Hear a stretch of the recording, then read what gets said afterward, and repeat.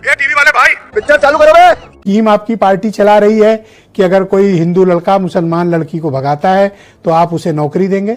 हैं? ये क्या हो गया? ये क्या सुन रहा हूँ मैं? आइए देखते हैं, मजा आएगा। ये नहीं ब्रजेश जी, इस पे पार्टी का कोई मतलब नहीं है। अब मैं तो पहली बार सुन रहा हूँ आपके टीवी चैनल पे उनके बयान को, मुझे कोई जानकारी नहीं है इस बयान की। क्या बात कर रहे हैं? लेकिन इसमें पार्टी को जोड़ना, एसोसिएट करना उचित नहीं रहेगा। ये पार्टी लाइन की बात नहीं है। क्या हुई? राघवेंद्र सिंह जी विधायक रहे हैं और उनका व्यक्तिगत हो सकता है। अब आप कह रहे हैं कि वो जुड़ेंगे तो उन्हीं से पूछिएगा। बस हवा निकल गई। लेकिन हाँ, मैं कुछ बात कहना चाहता हूं। अभी आपने हेट और नफरत की बात करी है हिंदू और मुस्लिम राजनीति की। देखिए, इस देश के अंदर मैं पहले तो आजम खान साहब के एक बयान को कोट करना चाहता हूं। उन्होंने कहा था क्रिया की प्रतिक्रिया होती है। शाबाश! और इस तरह इस बीच में जो घटनाक्रम हुई, जैसे झांगुर की हुई और चीजें रिवील हुई है कि साहब हिंदू लड़कियों के रेट लगा रखे थे, और ये आज से नहीं पहले से चल रहा है। हाँ, ये कर लो पहले। लव जिहाद को लेकर केरल में भी वहां की सरकार ने हाईकोर्ट में गए थे। तो ये देखिए, ये कोई ढका छुपा खेल नहीं है। और असीम मकार भाई बैठे हुए हैं, उनके नेता ने कहा था कि 15 मिनट का हमें समय दे दीजिए तो हम पता नहीं क्या कर डालेंगे। अरे बस कर, रुलाएगा क्या? तो ये हेट अच्छा, कोई भाजपा वन वन करके क्वेश्चन पे आते हैं संजय जी। एक एक करके सवाल शुरू करते हैं। तो मेरा पहला प्रश्न है कि क्या यूपी सरकार में, वो योगी जी का भी नाम ले रहे थे, आपने सुना होगा कि योगी जी की सरकार है और नौकरी की मैं गारंटी लेता हूं, तो क्या आपकी पार्टी ऐसी कोई योजना चला रही है? क्या बात है सर, क्या बात है सर, क्या बात, ये बात है। तो चलिए शुरू करते हैं। नहीं, बिल्कुल नहीं। सरकार ये कंपटीशन से तो नौकरियां कम आ रही हैं। अब शायद ये स्कीम चला के कोई नौकरी देने की बात हो। अब राघवेंद्र जी भाई, व्यक्तिगत स्तर पर कोई नौकरी प्राइवेट दे सकते हैं, तो बात दूसरी है। सरकार की ऐसी कोई योजना नहीं है। और सरकार तो बहुत ईमानदारी के साथ, इस बात में मैं पूजी योगी आदित्यनाथ जी की सरकार और उनकी तो प्रशंसा करूंगा, बिल्कुल निष्पक्ष और ईमानदारी के साथ भर्तियां होती हैं। क्या आप मुझे बता सकते हैं कि राघवेंद्र सिंह को कोई नोटिस हुई है, कोई कार्रवाई हुई है, या पार्टी ने उनको अपने बयान से अलग किया है? नहीं, ऐसा कुछ नहीं है। जब पार्टी का कब इससे कोई लेना देना नहीं है जी भाई साहब, कोई मतलब नहीं है। वो उनका व्यक्तिगत हो सकता है, बयान दिया हो भावावेश में आके। जैसे अब मैंने असीम मकार भाई के जो विधायक थे, उन्होंने कहा था 15 मिनट में इमरान मसूद कह चुके मैं प्रधानमंत्री जी के टुकड़े टुकड़े कर डालूंगा। तो ये बयानबाजी उधर से आती है। और देखिए, एक बात मैं एक और स्पष्ट कहना चाहता हूँ। फेंको अपनी पूरी शक्ति के साथ फेंको। मुझे आप उससे मत जोड़िएगा, लेकिन हिंदू समाज में इस बात को लेकर आक्रोश है कि जिस तरह से उनकी बच्चियों के साथ जो घटनाक्रम होता है, उनके साथ लव जिहाद के नाम पर जो चीजें हो रही हैं, जो उनके रेट लगाए जा रहे हैं, एक सभ्य समाज में एक बहुत अपमानजनक स्थिति हिंदू महसूस करता है। और हो सकता है राघवेंद्र जी ने इसी आवेश में आके इस तरह का बयान दिया होगा। ये उन्हीं से आप पूछेंगे। लेकिन हाँ, हिंदू समाज के अंदर आक्रोश तो जरूर है इन बातों को लेकर कि वो उनकी बच्चियों के साथ जिस तरह से धोखाधड़ी और जिस तरह से दाम लगाए जा रहे हैं। अरे कौन भौंक रहा है ये बदतमीज? बोलने दे, तकलीफ हुआ है बेचारे को। बोल। हाँ। ये वास्तव में थैंक यू, धन्यवाद। इसका मतलब कि कोई स्कीम नहीं चल रही है, क्योंकि अगर चल रही होती तो आप बताते कि भाई कोई बिल्कुल नहीं। लोक सेवा आयोग या स्टाफ सिलेक्शन कमीशन, इनको छोड़कर कोई एक नया कमीशन वगैरह बना होगा जहां ये क्वालिफिकेशन चाहिए कि एक मुसलमान लड़की भगाओ, नौकरी की गारंटी पाओ। हे भगवान, तेरी लीला अपरंपार है। सॉरी। लेकिन एक सेकंड, वकार साहब, आपका शुक्रिया हमारे साथ जुड़ने के लिए। तो मुझे ये बताइए कि ये जो हेटफुल स्पीच राघवेंद्र सिंह ने दी है कि मुस्लिम लड़की लाओ नौकरी पाओ, ये घृणास्पद बयान है। बीजेपी उनके साथ भी नहीं है और इनके बयान से लग रहा है कि उनके खिलाफ भी नहीं है। तू समझा? हाँ। नहीं, तू समझा नहीं। वकार साहब। नहीं सर, बहुत शुक्रिया आपका, आपने मुझे मौका दिया।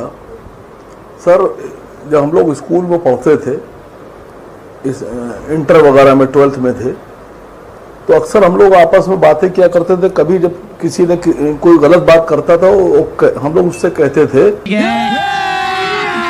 अभी मजा आएगा ना भिड़ो कि भाई तुम्हारी शक्ल नहीं अच्छी है, बात तो अच्छी करो, या जिसकी जैसी शक्ल होगी वो वैसे ही बात करेगा, जैसा मुंह होता है वैसे ही आदमी बात करता है, वैसे ही उसकी मानसिकता हो जाती है सर।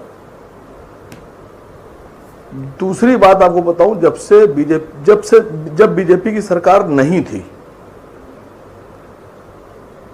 तो क्या था, और अब बीजेपी की सरकार आने के बाद क्या स्थिति है? तुम्हें शर्म है? कुछ शर्म आया है? जब बीजेपी की सरकार नहीं थी तो जो लोग शराब का काम करते थे वो बहुत शर्माते थे और उनको बड़ा गिलानी फील होती थी। बीजेपी ने आकर ऐसा काम किया कि हर आदमी कहता है हम शराब का काम करते हैं। बेशर्मो, शर्म करो, शर्म।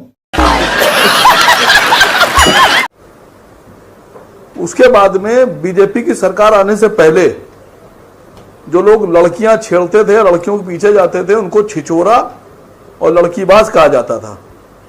आज बीजेपी कह रही नहीं, वही काम करो तभी नौकरी मिलेगी। इंजीनियर को नहीं मिलेगी, डॉक्टर को नहीं मिलेगी, वकील को नहीं मिलेगी, एमबीए को नहीं मिलेगी, एमसीए को नहीं मिलेगी, सीए को नौकरी नहीं मिलेगी। बीजेपी सरकार इन लोगों को नौकरी देगी। मतलब जो एलिजिबिलिटी है नौकरी पाने की, डिग्री, वो बीजेपी की नजर में ये है कि लड़की भगाओ।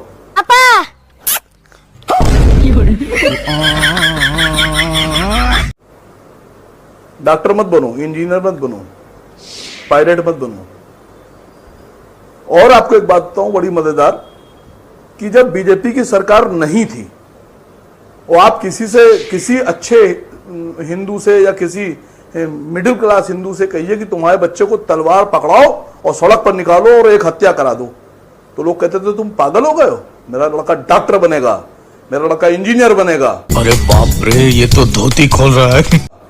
आज के दौर में बीजेपी ने स्थिति ला दी है कि सब अपने लड़कों को करे तलवार पकड़ो, घर पे सड़क पर जाओ, तलवार पकड़ो, कट्टा पकड़ो, सड़क पर जाओ। ये स्थिति आ गई है सर। जिसको देखिए वो नारे लगाता चल रहा है। और बीजेपी के जितने नेता, इनका कोई लड़का तलवार लेके नहीं चल रहा है, पूरे देश से तलवार पकड़ाए दे रहे हैं सर। और राघवेंद्र जी को सलाह दे रहा हूं। हाँ, मैं बिल्कुल टाइम दूंगा आपको। संजय जी वेट करना। जीजा बेरोजगार हैं।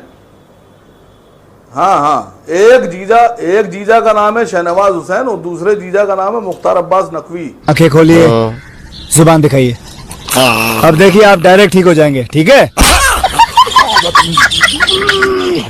अरे पहले आप दो जीजाओं की नौकरी लगवाइए, बात करिए आप। तो मुझे आप बताइए कि इस तरह आप के बात कीजिएगा देश की। इस तरह के स्टेटमेंट से क्या समाज में घृणा फैलाने की कोशिश है? ये सिस्टमैटिक पॉलिटिकल अटेम्प्ट है, या फिर जैसा संजय सिंह कह रहे हैं कि भावावेश में बोल गए होंगे, ये पार्टी लाइन नहीं है? देखिए, प्रवक्ता में और नेता में फर्क जानते क्या होता है? प्रवक्ता जो है वो पार्टी का पक्ष रखता है, सरकार का पक्ष रखता है, उसको पता होता है क्या बोलना है। और नेता को बेचारे को पता ही नहीं होता, उसको पता होता क्या पता कब क्या बकवास ना वो सरकार का पक्ष रख पाता है, ना अपने नेता का। भाई बकवास मत करो। नहीं, Sanjay ji please wait, Sanjay ji please wait, Sanjay ji please, Sanjay ji आप संयम बरतें, मैं समय दूंगा। हाँ, वकार साहब कंप्लीट करिए। कैसा फील हो रहा है? अरे ऐसा लगा जैसे चिड़िया कान से उड़ गई हो। फैंटास्टिक। बस कंप्लीट कर दिया सर। दूसरी बात, आप हम लोगों से क्या उम्मीद करते हैं? क्या हम लोग भी सब राघवेंद्र सिंह जैसे हो जाएं? कहीं आप उस तरह के, मतलब क्या चाहते हैं आप कि पूरा देश राघवेंद्र सिंह बन जाए? अरे आप तो हैं ब्रांड, आप बनेंगे सर? आप समर्थन करेंगे इनके बयान का? बताइए मुझे, आप कौन समर्थन करेगा इनके बयान का? तो क्या ऐसा बयान वही वाली बात की जिसकी जैसी शक्ल होगी वो वैसे ही बात करेगा। अरे बताओ ना, क्या बताऊंगा, बताओ ना। क्या ये बयान के पीछे कोई बड़ा प्लान है, आप मानते हैं, या फिर ये उनका इंडिविजुअल स्टेटमेंट है? अब ये तो बीजेपी वाले बताएंगे सर। अगर कार्रवाई हुई तो इंडिविजुअल एक्शन है, और कार्रवाई नहीं हुई तो सरकार का एक्शन है, सरकार का बयान है। तो मतलब ऐसी कोई स्कीम गुपचुप तरीके से चलाई जा रही है? तो जवाब मैं क्या कह रहा हूं, सवाल तो सरकार से पूछिए, मुख्यमंत्री से।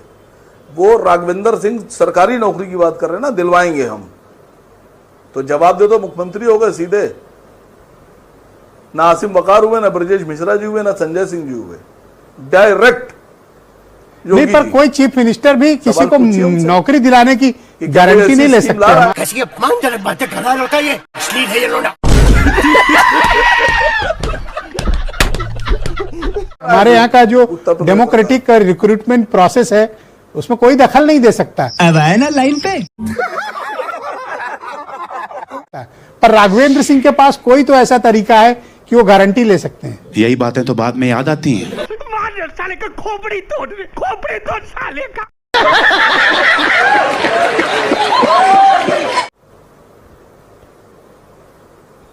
सर इससे आगे कुछ नहीं बोलूंगा। मुख्यमंत्री से कहिए कि राघवेंद्र सिंह से सहमत हैं या नहीं सहमत हैं, क्या सरकार नौकरी देगी ऐसे लोगों को? तो होगा ये कि पूरे के पूरे हिंदू बच्चे जो हैं बेचारे नौकरी पाने के लिए सब पढ़ाई लिखाई छोड़ देंगे, सब यही काम करेंगे। थैंक यू वकार साहब, कृपया हमारे साथ जुड़े रहिएगा। बस लायक है क्या?